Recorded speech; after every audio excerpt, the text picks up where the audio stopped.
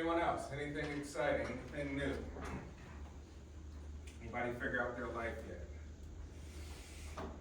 All right. Continuing on. Last class we introduced sensation and perception. We say they're two totally different things, right? We have senses, in which case we take in information. The human body is constantly taking in information. Even when we look at physics and the physical universe, like what is that all about? We can summarize it as information. Energy is information, right?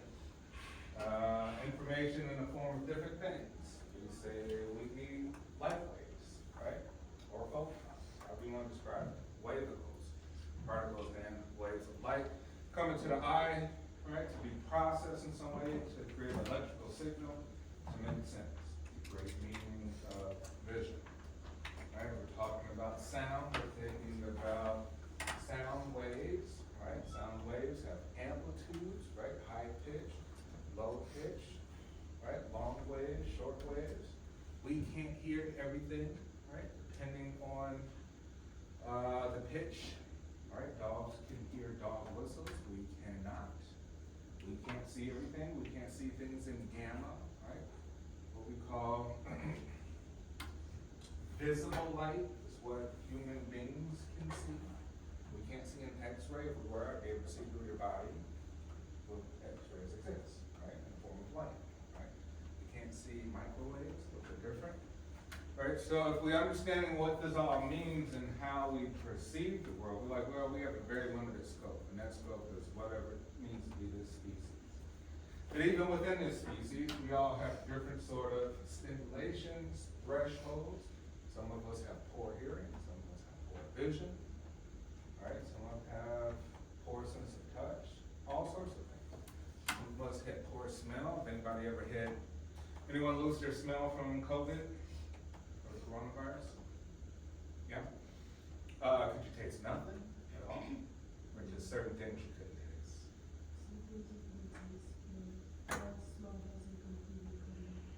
Okay. You know, like, hey, you know what? I don't know.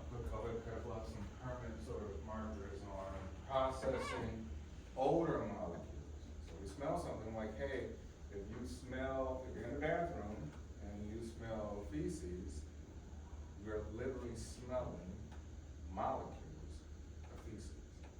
It's not your imagination. It's literally in the air going through your nasal passages, right? Chemicals, right? Volatile chemicals, volatile compounds. And then, you know, so all these things. We're talking about even our skin is sensing pressure on our skin. Human body has about 15 pounds per square inch of pressure on it at all times, which we call barometric pressure, right? You're like, well, how come we don't collapse? Well, we have 15 pounds of pressure of fluid and other things pushing on. Keep it balanced, right? It's all about balance. Great mystery. This all seems very mysterious in science fiction, but you know, this is all reality. We just don't really perceive it in that way, oftentimes, because we're not aware. All right, moving on. So last class, we kind of covered most of the visual system. I'll kind of randomly go over the remainder of it. I'll touch on auditory system, olfactory, smelling, gustatory, tasting, perception, taste. And then Friday, I think Friday we'll do these last two. Maybe we'll touch on auditory and olfactory in this class. We also have our presentation from our next group towards the end of class, so we'll take care of that. Lastly, your exams, I have them graded after class today, so you should get the notification. I just haven't had time to get to those. And then next we'll talk about sensations and perception in the social world. Things like attention. I think I will put up a YouTube video of selective attention, right? How we tend to focus on one thing, even if there's a bunch of stuff happening that's actually in our field of view. And moving on. All right, so theorize. We have 6 perceptual systems. Right? We say, as far as we know, that's what we have. Other things could be sort of argued, right? We have extrasensory perception, ESP, things that you can kind of feel, these energies that you can't really explain, right? Those could be argued, but I don't know if they would be empirically sort of spoken next we have kinesthetic, right? I think we talked about that. Athletes have very high kinesthetic systems, or kinesthetic knowledge, you could say to a degree, or capabilities.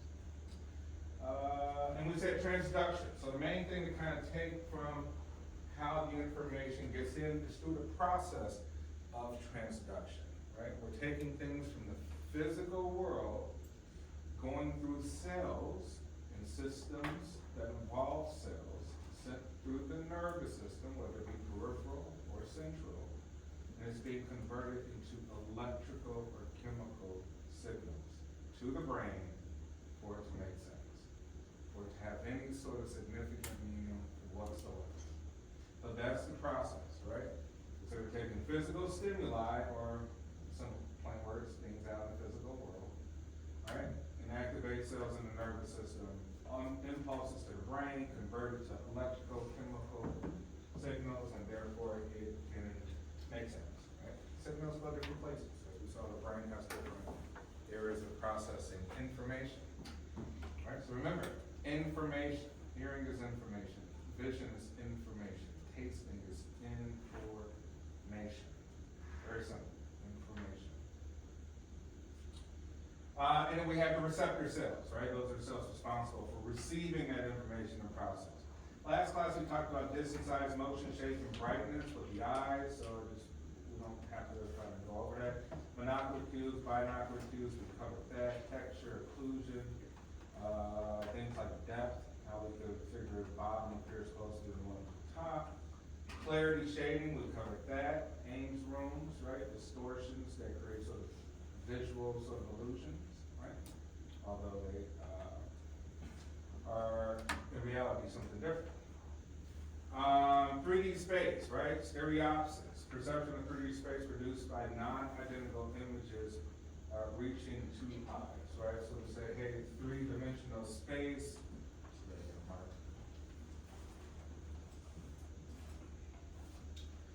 Three-dimensional space, well, we have to have some sort of difference in that frame of reference, right? Non-identical images. And so we say, hey, how do we see in 3D? Well, we see in 2D, sort of, height and width, but 3D we can see with depth, right? That's 3D. For example, we can see things, all right, I think I talked about this, like a street or a train, right? Let's say a train rail. We see distance by lines getting closer to one another as opposed to being wider than one another from our visual perception, right? And that also works with convergence. Convergence is depth view that involves muscles that move the eyes as well too.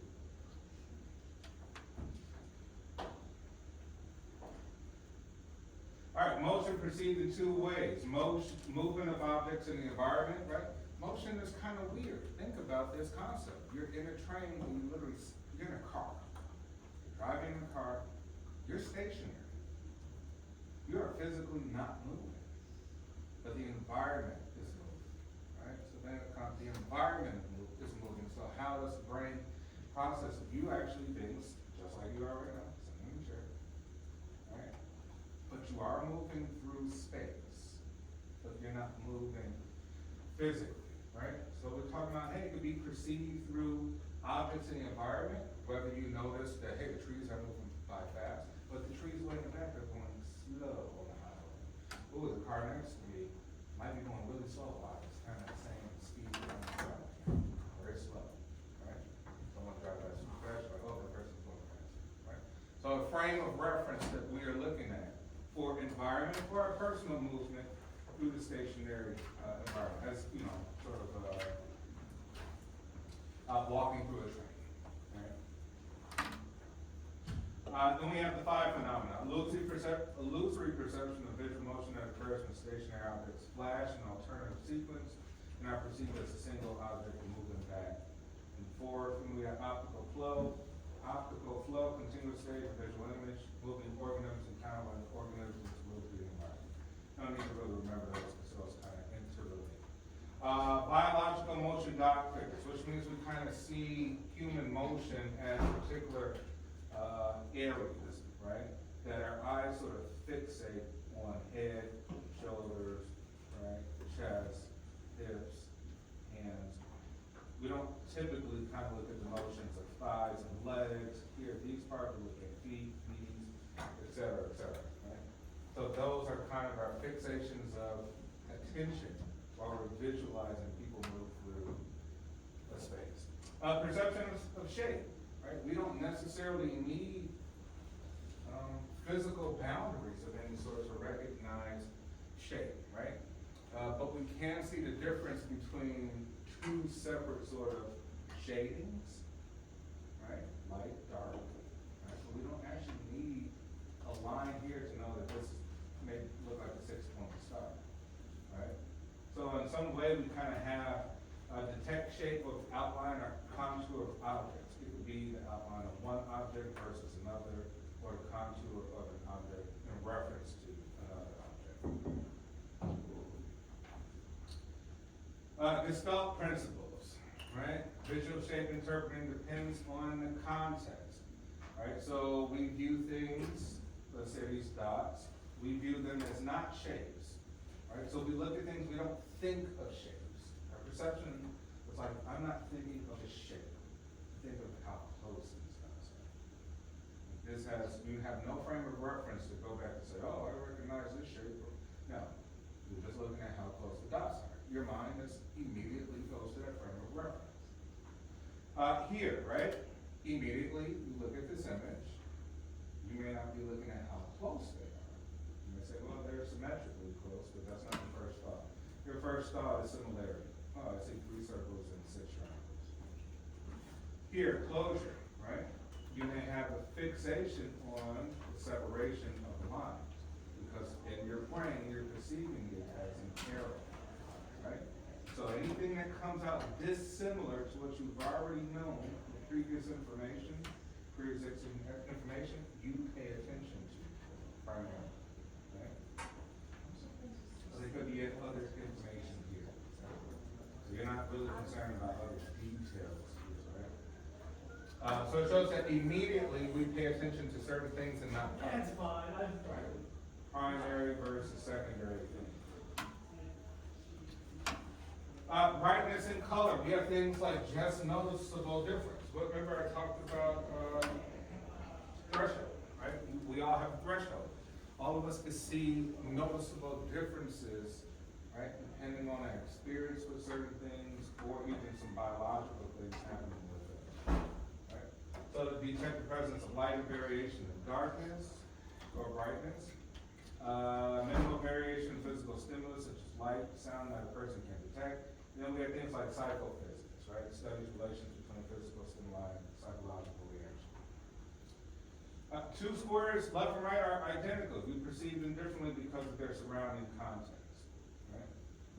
Identical shapes, identical size, actually, right? There's not a focus on that. The focus is on the light versus dark, brightness versus darkness. All right, and then colors. We perceive colors. Let's see if we can jump to rods and cones. Perception of color, right? Visual system is sensitive to one small region of electromagnetic spectrum, which we call visible light, right? We can't see all of the light that is absolutely out in the world, right? So we have short-wave detectable wavelength, violet, longest detectable wavelength, red. We remember visible light by what acronym? What acronym did you learn to remember light? The colors of light.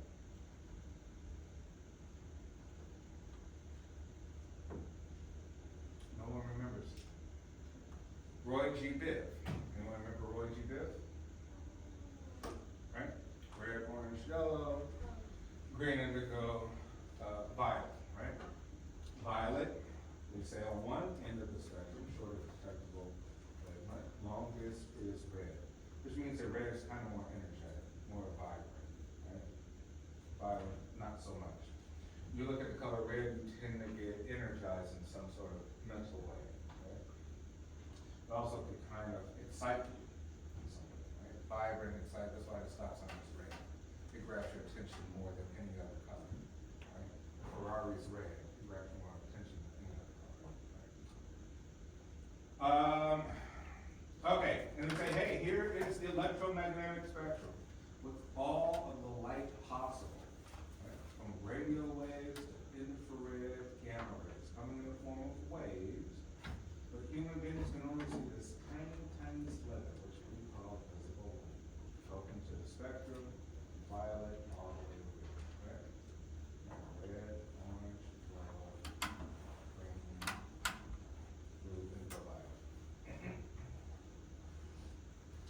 And next we have the eye, right? The eye is, we say, hey, most of our receptor cells are in the eye, so human beings are primarily visual. We're not primarily auditory, right? We're not primarily about smell and taste. We are primarily about seeing. So most of the photoreceptor cells are in the eye, right? Light from the environment passes through a series of structures in the eye, the cornea, the pupil, the lens. These receptors are in the eye's retina. At the back of the eye is most of the receptors, right? So here, let's take a look. The shape of the eye. We have water-like fluid that keeps its shape. So this is primarily empty space. Most of your eye is empty space filled with fluid, right? To keep the shape, to also keep the pressure. You lose pressure, if you have too much pressure, you might have things like glaucoma, right? You lose pressure, you can have some issues with the eye, in other words. So we have, just like a camera, we have a lens, right? We say that this lens can move, right? It can move in order to sort of distort the light, move it in different ways. We have things like the iris, right? The iris is what? Where's the iris located? What does it show up as in your eye? The color of your eye, right? Color of your iris. Iris, that is your iris, right? If you look really close at someone's eye, you see these little tiny spindles kind of sticking out. When you were being made as a fetus, it went through a spinning cycle, right? In order to create that sort of filament, the color. So what we're saying when we see the color of your eye, we see a particular color of light being sort of produced from that. Which kind of means that when that light hits your iris, every other light that we saw in that spectrum is kind of fused out in some way, right? It's kind of taken out. And that's what leaves that particular color. All right, and then we have things like your pupil. Cop pulls up to you at night, right? You're out drinking, he stops you, and he shines the light into your eye. What is he looking at? What's he trying to see? Why does he care about it being dilated? What does it mean to be dilated?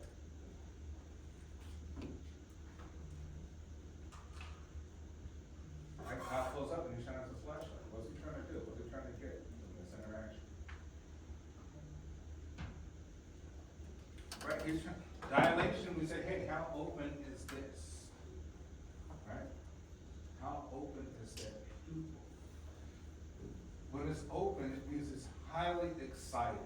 It's trying to absorb. If you're on cocaine, you're highly excited, you're taking in so much information that you're like, whoa, right? You're like, the environment looks different than it normally would, right? To see things I couldn't normally see. You take mushrooms, you take acid, anything. You're like, oh, I can see things differently, right? You let in a lot more information, more light. You can see maybe more than the average human who's not excited by stimulants, by drugs, right? But then if it should contract. See, like something's wrong, because normally if I could flash your phone sort of flashlight in your eye, immediately it'll sort of retract, right? It'll constrict. Why? Because like, we don't need all this information, you're actually hurting my eyes with this information, it'll automatically constrict, right? So it has a muscle there to help it restrict and dilate at some point, right? Which we call sphincters. We got a couple of sphincters on our body, out even other than our eye. I'll let you think about where the other sphincters are. All right, and so, hey, information comes in this light, passes through the pupil. We have things like the cornea, which is this outside of your eye, and she's like this little convex sort of shape here, right? It's helped to refract the light, right? It helps the light kind of go and reflect or bend, right? So it can hit all parts of that retina in the back. So you get those receptor cells activated to make sense of the light. So that's why at the outside of your cornea, you can kind of see a little bump. You see this kind of bump if you look from the side view of the eye. And we have things like rods and cones, right? Rods and cones are the receptor cells. The receptor cells kind of make up the visible light. In fact, either it's in intensity of light or darkness, or it's color in detail, right? It's almost like an LED screen. Funny enough, most of the things you've seen invented, right, are through observations of the human body, right? So you think of LED lights, we're kind of thinking of the study of eyes, human eyes and how they work. Obviously that makes sense because the human being can only pick up a certain amount of light, so we probably should study it, right? So we have things like rods, enable sight and low light illumination, not color sensitive, and we have things like cones providing detail, dense concentration in the fovea, through sensitivity to different wavelengths. So we're saying one picks up light and dark shades, maybe like nighttime light, dim light, right, things in the nighttime. And the other one picks up fine detail in color. But we vastly have way more rods than cones, right? Let's say maybe on average we may have about 90 million rod cells, as opposed to maybe about 4 million cones. Why would that be that disparity? Like, why are we focused on low light illumination as opposed to color and kind of details? Why do you think that would be? Why is the eye not so concerned with detail as opposed to movement and things that are like in the dark and things like that, or low light conditions? What do you think? Pure survival, right? We say this is evolution. The focus is on survival, right? If there's low light, you need to see movement so that you can know if there's a potential threat, more so than you need to see the details of whatever that movement is. All right, and so we say cones are photoreceptors that look for visual detail and color. The fovea is a region at the center of the retina that pictures deep concentration of cones. The rods look for low illumination, and then we have things like visual fixation and saccades, which you don't really have to remember. And then we have ganglion cells, right? These pass visual information from the retina to the brain, right? So we say, hey, as the optic nerve starts to like go out into the actual skull and the brain, it kind of eliminates a little small portion of where cells are, which gives us kind of a blind spot, right? So even in our regular field of view, we have a blind spot. Nothing can be seen because light from that location projects to an area of the retina in which there are no photoreceptors. Let me see if I can pull up a blind spot test. Or, you know, rather we could do this. In your little groups, pull out maybe a pen, draw a picture of an eye, right? And you could test each other. Pull out a pen, have the person sort of cover one eye, and move that pen back and forth to see, get it close to their eye, to see at which point is their blind spot. All right, so give you a couple minutes to kind of work on that with your.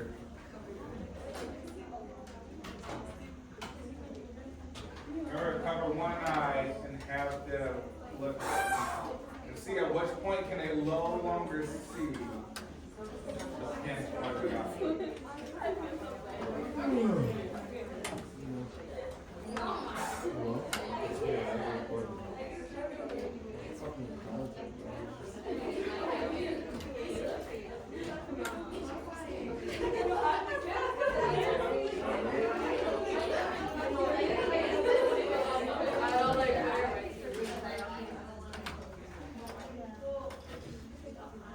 And if you don't, you know, if you're not agree, you can practice on yourself.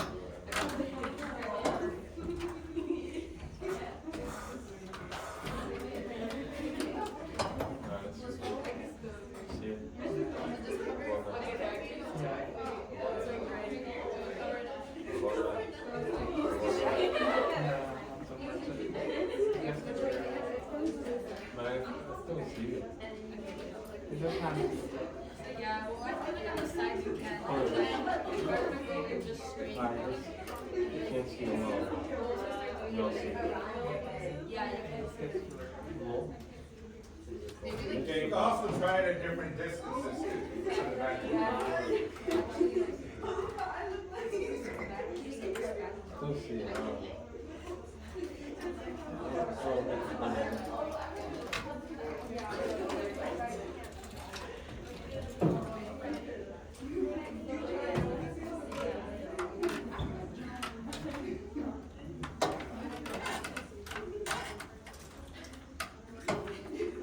Alright, did anyone see their blind spots? Like, did you pick up your partner's blind spots at all? Was it significant? Did it go away just as you move a little bit?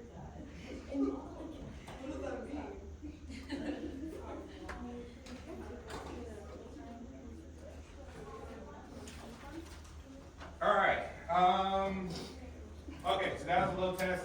Next, the last thing before we have our group come up here, because I know we're short on, I'm gonna short on time, is I'll pull up a attention test, right? Selective attention test. In this video that I pull up, I want you to focus on the people in the white shirts moving the basketball.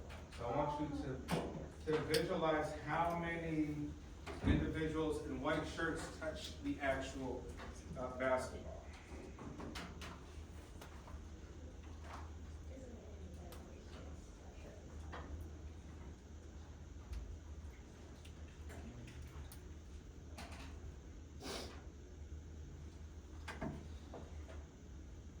This is a test of selective attention.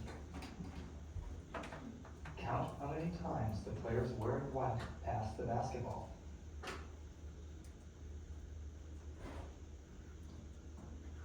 Remember, focus on the people in white shirts touching the basketball. See if you can get the accurate number. I want to see who gets the right number.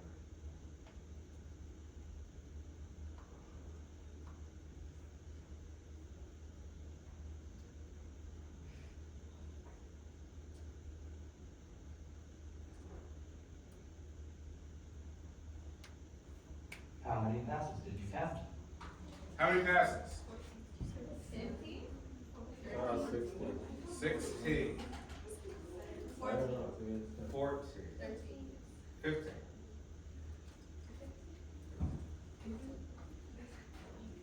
Right? Yeah. Did you notice anything in that video outside of 16? No, I just Okay, didn't notice anything past 16. Who else said 15, right? You gave it away! But you're asking. Who saw the gorilla? Who did not see the gorilla? Yeah. Raise your hand, be honest, if you didn't see the gorilla. Yes or no? little man. Can't see a little. Alright, so half the class didn't see the gorilla, right?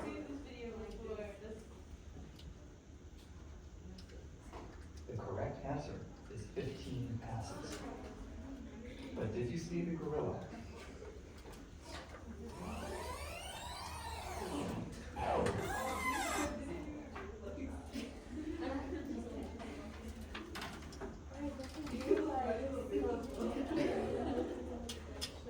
This video is from research by Daniel Simon. Think about this. You literally passed in front of your face focus on other things, right? So we have selective attention, paying attention to specific things, even though there's other things happening in our background, right? All right, let's have our next group come up here, just email it to me. All right.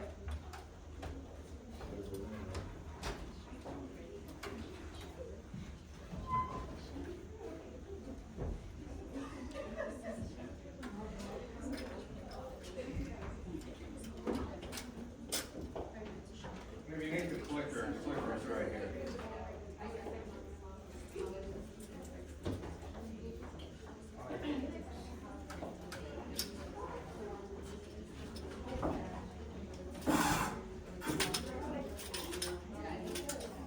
Click out a presentation on this.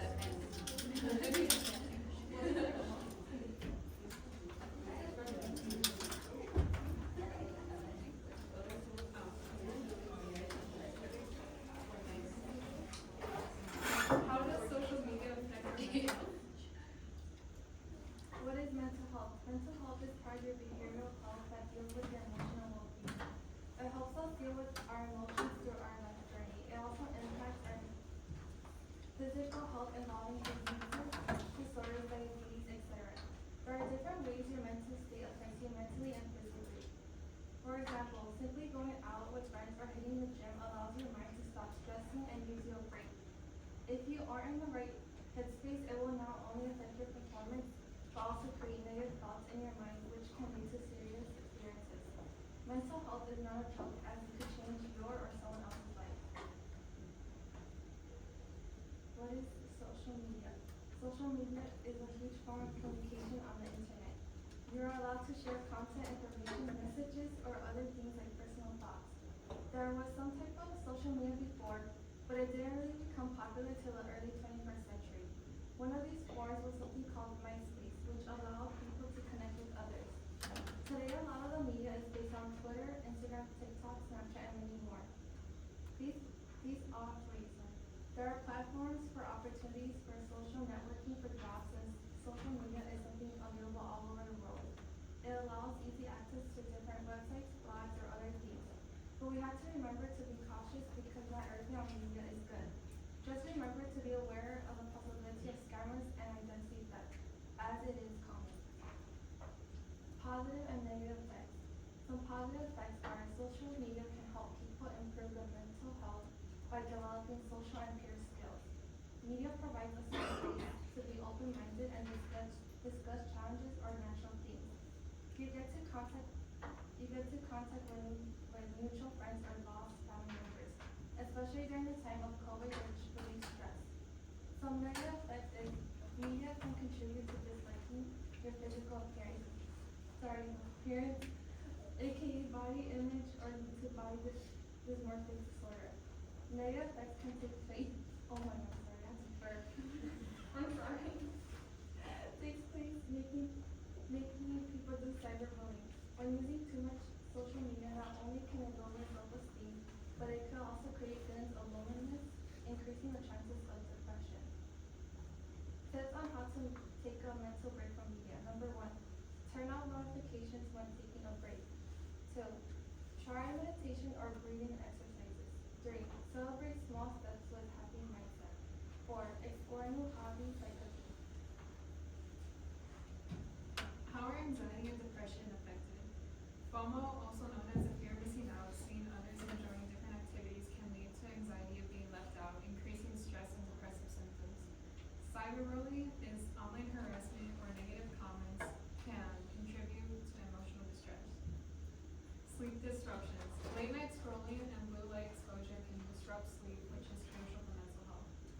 Dopamine dependence. Social media is designed to trigger dopamine release, leading to addictive behaviors and reliance on validation through likes. Excessive social media use is linked to higher rates of anxiety and depression, especially amongst adolescents. While a constant comparison to others can lead to feelings of inadequacy and low self-esteem. How each group is affected.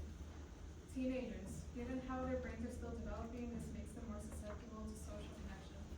Young adults. Those aged between 18 and 25 experience the pressure to succeed comparing their career and relationships. Adults. Professionals may experience anxiety from work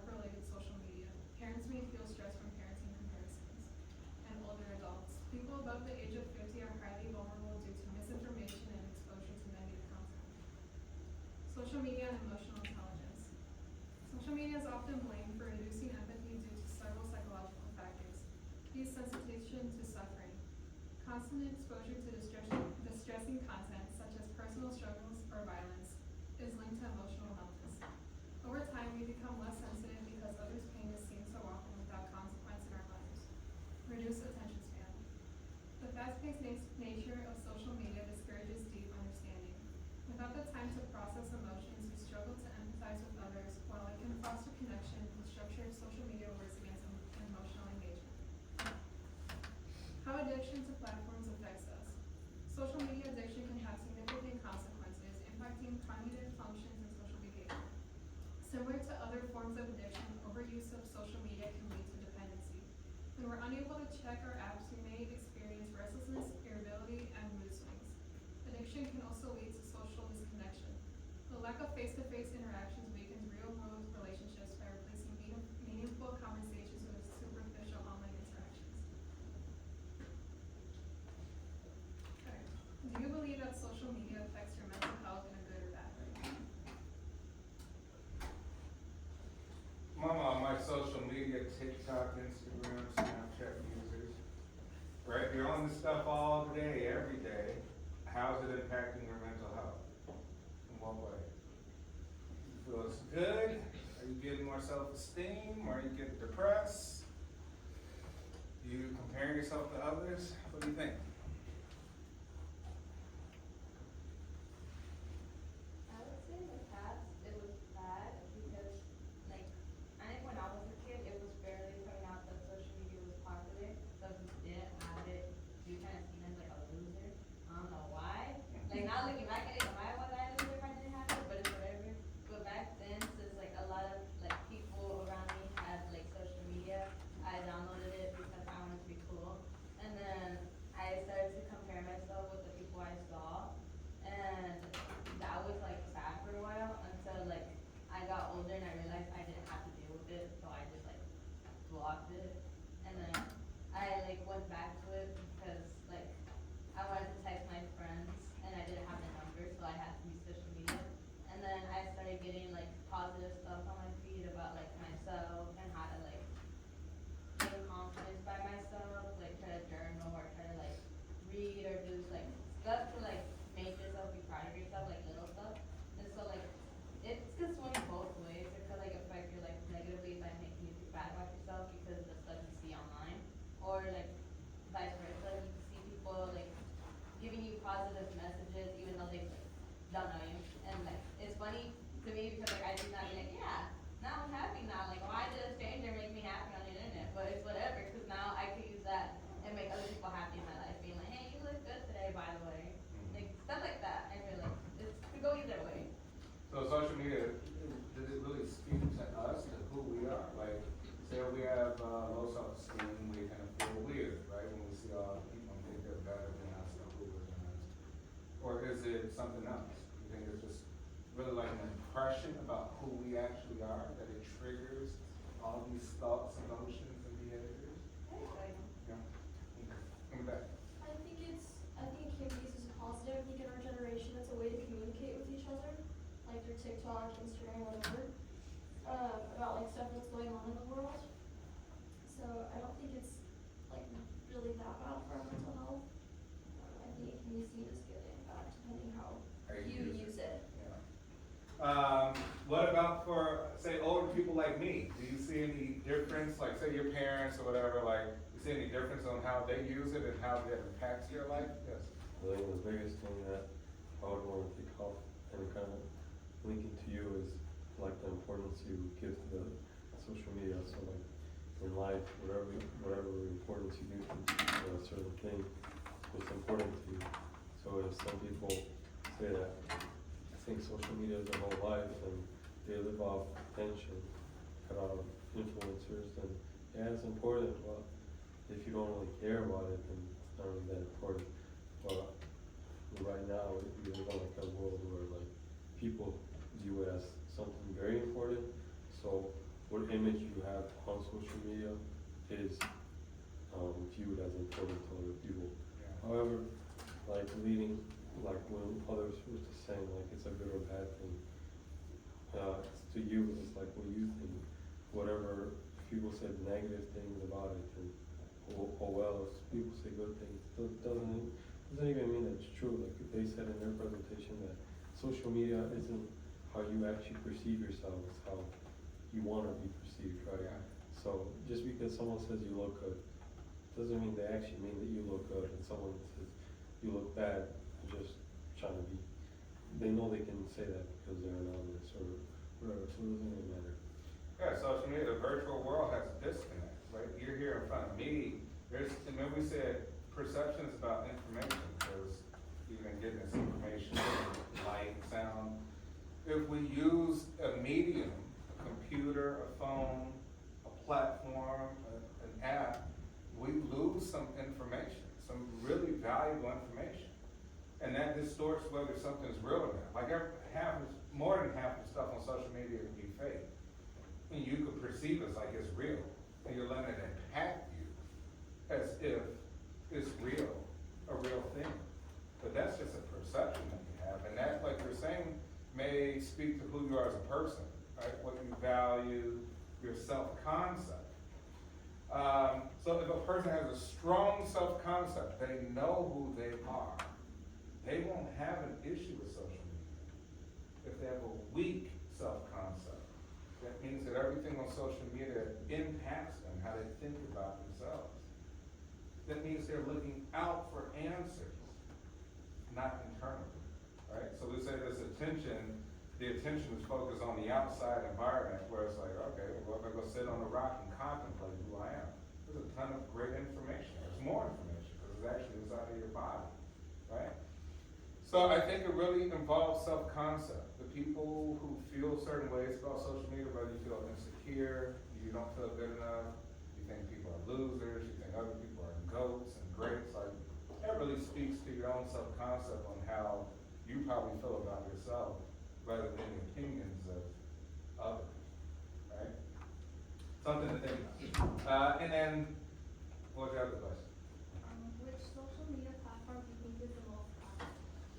What do you think? Most toxic platform? Yes, thanks. Snapchat. Alright, now, so I've never had a Snapchat. I think people my age probably don't, because, taking instantaneous, I think we're more concerned with longer things. We want longer videos. Your generation may want shorter things to see every little detail of what you're doing. I use it as my biggest form of communication, but I just think it's such a stupid app. Why? It's just like a platform for bullying, like, in middle school, beginning of high school, I feel like it's just a really hard app to have. Okay, but is it the feature that, like, hey, if we're thinking of instantaneous, like, usage of the app, right? Okay, Facebook is for older people, longer information.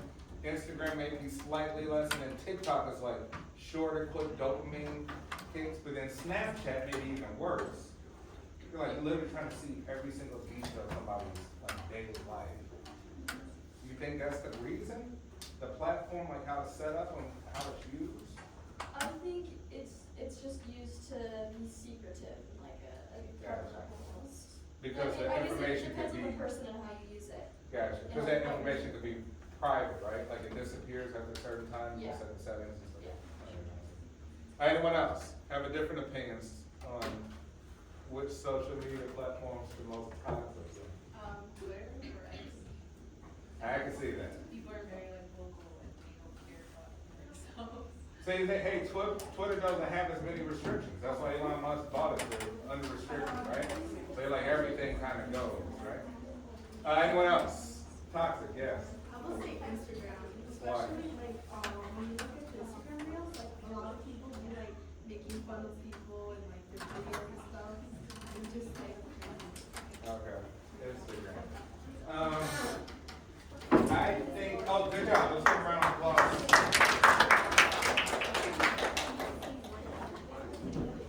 I think Instagram, I think they're all pretty bad now. I think Instagram's pretty bad because when we first opened the app, we got all those recommended reels. Usually there's some, it's like really bad, like perverted things, and or like just It's things that probably, that constantly look